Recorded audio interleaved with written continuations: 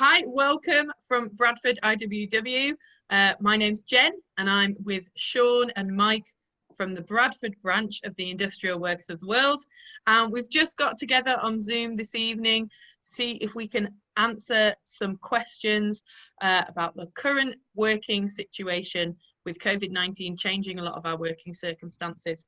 If you have any other questions for us, you can email them to us via bradford@iww.org.uk, or just comment below or send us a direct message and we'll get back to you as soon as we can.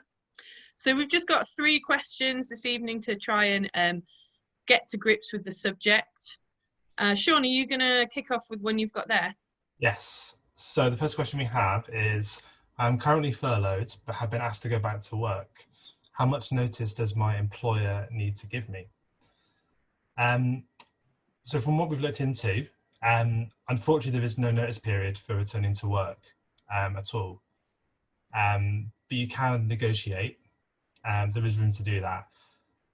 So for all workers who've been furloughed, you should have had some sort of written agreement where your employer would have told you or essentially asked for your consent to be furloughed. So that would be the first place to check. And think about your circumstances to find any reason why you might maybe need more time to get back to work or stay furloughed. And then really go from those 2 places. And if the reason you were furloughed, such as childcare needs, or that you or someone in your household is shielding, still remain, but just reiterate this to the employer. So essentially it's not set in stone. There is a lot of room to negotiate, and you definitely have the right to do so. Though I guess it may be a bit nervous to do it. But you that's going to be really hard for people if they're, say they were furloughed because someone in their household is shielding. That circumstance is very unlikely to have changed. So those people are probably not going to want to go back at all, and they're going to want to just say that to their employer. And I think we'd all recommend that they get in touch with their union. And if they're not a member of a union, join one immediately to get a bit of support. But it might also be, I suppose, that you are prepared to go back to work, but you just can't do it straight away. I know that, if someone asked me to go back, if my employer asked me to go back to work straight away, well, actually, I've got a few things I need to sort out first.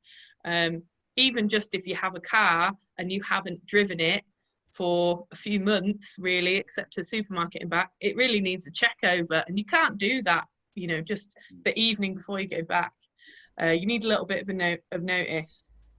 So it's unfortunate that it sounds like employers don't actually have to give you any notice.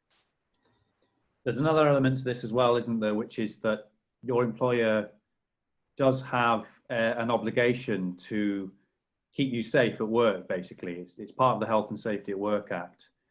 And COVID is just as applicable to that as anything else. So you do have the right to say, well, before I return to work, can you let me know what changes you've made to comply with social distancing and to help stop the spread of any potential of the virus. And really, they should be able to provide that for you. And if they don't, then you should, at the very least, it should be ringing alarm bells. And I guess again, I would recommend, get in touch with the union and see if we can help you negotiate with your employer and sort of say, well, look, really, you should be conducting risk assessments, because if they're not taking that risk seriously, it would be like going to a building site and you can clearly see that the scaffolding isn't safely constructed, or there's a wall that's about to fall down on everyone, and your employer is still saying, no, I expect you to go and work. Well, no, sorry, it's not safe. So, you are protected in law to be able to say, I don't feel safe returning to work at this point. A lot of that stuff, unfortunately, has to be proved retrospectively. So, it's not as if it's an easy thing to do. But as I say, the thing to do is get in touch with the union or join one, as Jen says, if you haven't, and see what help you can get there. Yeah, definitely don't just decide to go into work, even if you think it's unsafe. don't give up on your own. There's definitely support out there for you. And I know the Health and Safety Executive are really keen to make sure that people are safe at work with regards to social distancing. And there's really clear advice from the government on what that should be and how it should be executed. So it's not a problem for your employer to be able to do that. Just as a small anecdote as well, I forgot to mention, but my mum is in the same situation, but being furloughed. But she works in retail. But yeah, she's just very nervous to ask. And so she was asking me if she could ask. Like, oh, but Sean, what if, because it's retail, so she's like front of house. Just asking me all these hundreds of questions, or will they be allowed to do X, Y, and Z? And shall I ask, is it wrong to? And I'm like, well, no, it's perfectly reasonable. So I imagine a lot of other people will be in that situation. Great. Okay, Mike, shall we move on to your question? Sure, yeah. So the second question we wanted to look at is to do with the amount of pay that you're going to get with furlough. So this is a hypothetical. So I'm currently furloughed, but I heard the amount is going to be paid. The amount I'm going to be paid, excuse me, is going to go down. How much should I be getting paid? So you're not sure. You've heard rumours that the pay is going down. You want to know how much you should be getting paid, right? So what we have found is that the current furlough scheme basically is going to run until the end of October. That's what the government has said. So as long as you have been furloughed, latest from 10th of June, we understand, then you can continue to be furloughed until that point. Your pay up till July, the 1st of July, is covered by the government. But from that point, sorry, excuse me, that's wrong. Till the 1st of August, your employer is going to be asked to contribute a higher amount to make up that 80% that you were getting. So what's going to change is not your pay. You should still be getting the same amount that you've always been getting. That's the key thing to remember here.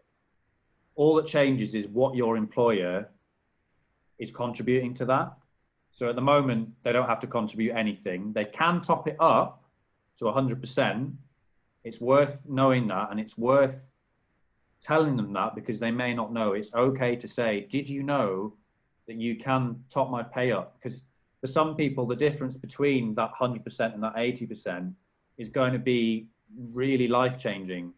So yeah, it's all right to say, actually, you know, you can top up my pay to 100%, don't you? The worst they can say is, well, we're not going to do that. You haven't lost anything. But don't be afraid, or don't be afraid to ask the union to point that out on your behalf, that actually it's all right to top up this 100%. But yeah, going back to the central question, your pay shouldn't change. If you're furloughed until the end of October, when the scheme is due to end, at no point should your pay go down. All that changes is what your employer contributes to that. I think this is something we've heard a lot in the news when the furlough scheme's been mentioned. It's certainly what I've picked up on is 60%, 40%. I'm thinking, what does that mean? But what is important for people watching this video is, if you're an employee, your pay should not go below 80%. It's just about how much your employer pays you that money and how much the government pays you that money. And at the end of the day, you want the money so you can pay your rent, so you can buy food for your family.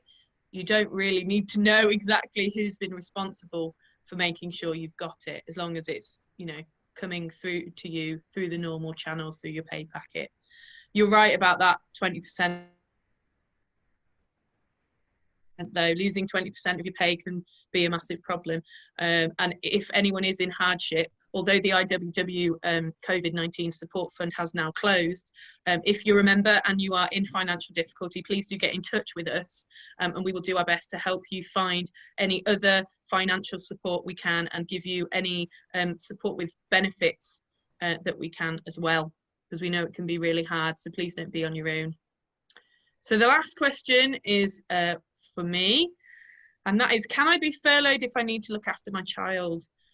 So if you've already been furloughed before the 10th of June, then you can continue to be furloughed. This is this can be because you need to look after your child, even if originally you might have been furloughed for a different reason. So perhaps if originally your employer asked you to be furloughed because it was going to benefit the business or the organisation to be able to claim your payback from the government, it may be actually now you realise that you need to be furloughed because of childcare reasons. So just to outline what that might be, especially for folks who don't have kids, I think there's a bit of mystery around this. Children under 5 would have been going to nurseries mostly, so that their parents could attend work if that's what their families were doing. And those nurseries are not open.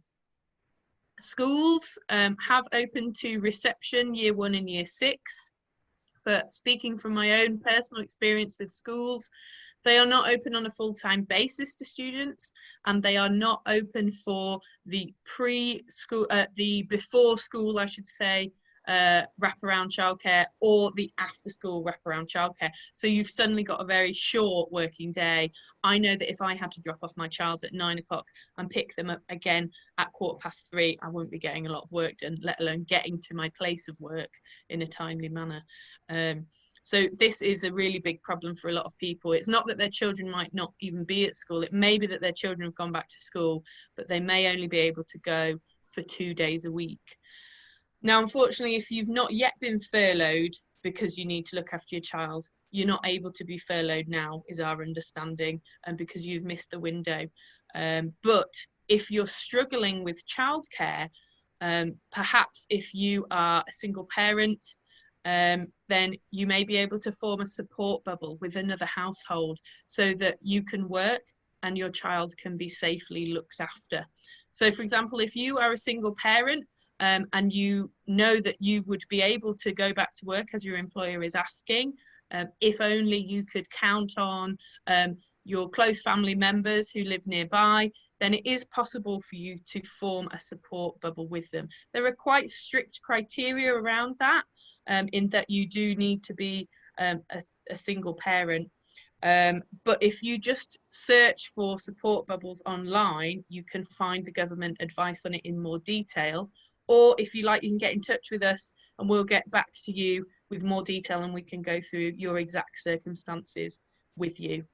So I think that's a real pressure for people at the moment, just trying to juggle work, you know, their own personal life, but if they've got kids or they're a carer, and also the fact that we're returning to a world that's really different from the one we feel like we left about 3 months ago.